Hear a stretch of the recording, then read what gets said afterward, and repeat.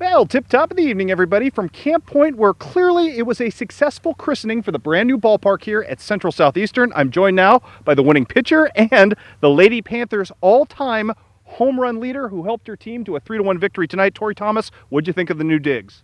I think it's pretty awesome to come in here as a senior and get to start on a brand new field. We're so used to going to Clayton, it's an awesome change to be able to walk right out of school and have our own softball field.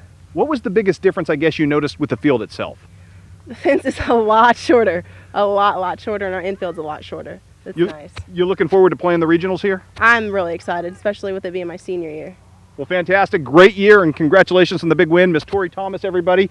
Thank you so much. And I tell you what, great highlights of this game coming up for you tonight at 10 o'clock. Meanwhile, as hard as it is to come by in this day and age with a job in professional sports, I find it really difficult to believe that there are five local tri-state products currently employed by the Kansas City Royals. That's unbelievable, none of whom were aware of each other's existence until I went and tracked them all down about a month ago. We start tonight our series, Meet the Local Royals, tonight with a young man by way of Monroe City who is seeking, with apologies to George Toma, to be the newest Sultan of the Sod. You know, it still hasn't quite set in that, you know, I'm one of the assistant groundskeepers for a Major League Baseball team.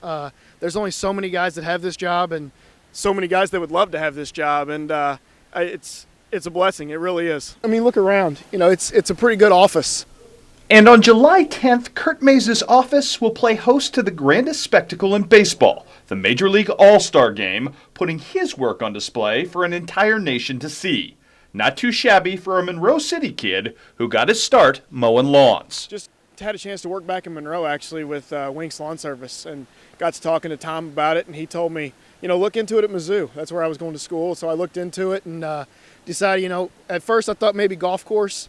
Then I got to intern summer down in Jupiter, Florida with the Cardinals, and I loved it and knew that, you know, sports turf was the side I wanted to go into instead of golf. And then when I finished up school at Mizzou, I got lucky enough that they had a spot here at the K, and I've been here ever since.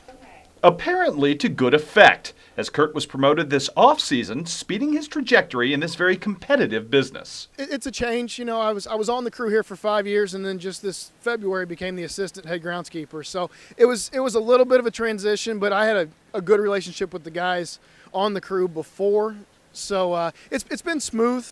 And as fate would have it, Kurt's promotion opened a spot on the crew for the hire of another tri-state product, Liberty's Craig Berry, who on this particular morning is repairing a pitcher's mound destroyed the night before by All-Star Justin Verlander. Now that may sound glamorous, but rest assured, after spending 8 hours with these guys, I can tell you they earn every penny of their salaries.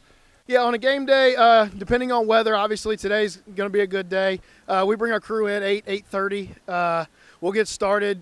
First things first, we'll uncover the mound and home plate, repair them from the game the night before. We'll check bullpens. We've started this year fixing bullpens after games, so we can just monitor moisture in them most of the day. But most of the daily routine for us is on the field. We want our crew to be out here working the infield dirt. We spend a lot of time on the infield dirt. We can fix the game mound and home plate in roughly an hour and a half, and then we'll spend, you know, 3-4 hours just alone on the dirt itself, just to get it ready and to where the players like it moisture-wise. But all that hard work does come with its perks. You know, seeing the fields that everybody back home plays on, you know, the Lions Club in Monroe City is a little bit different venue than this place. But, you know, in the end of the day, it's still a job. Luckily, I still get to be a kid most days. You know, I'm working on a baseball field. Calls and texts, people saying, you know, hey, field looks great. Saw it on MLB Network, saw it on ESPN. You know, it's things like that it's pretty cool. I've been told many times that, you know, I take it for granted some days, and I don't know if granted the right word, but you know, you just don't you know, I'm here working, and this is my job. You know, I mean, it's a big office, obviously, but you know, at some point when some of the guys are in town, the teams that come in town, the players that you meet, it's like, okay, you know, that was pretty cool. Our series continues tonight with a profile of Mendon's own Jeff Blum, who works as a physical therapist for the Royals as well. Meanwhile, some baseball scores to pass along. Tough start to the GLVC tournament for Quincy University. They lose to Rockhurst 3-1. The Hawks playing as we speak in an elimination game. As you can see, our man Mark showing you the outstanding new digs for the Lady Panthers. A momentous and historic night for Central Southeastern softball. Well, plenty more for you tonight at 10. We'll see you then, everybody.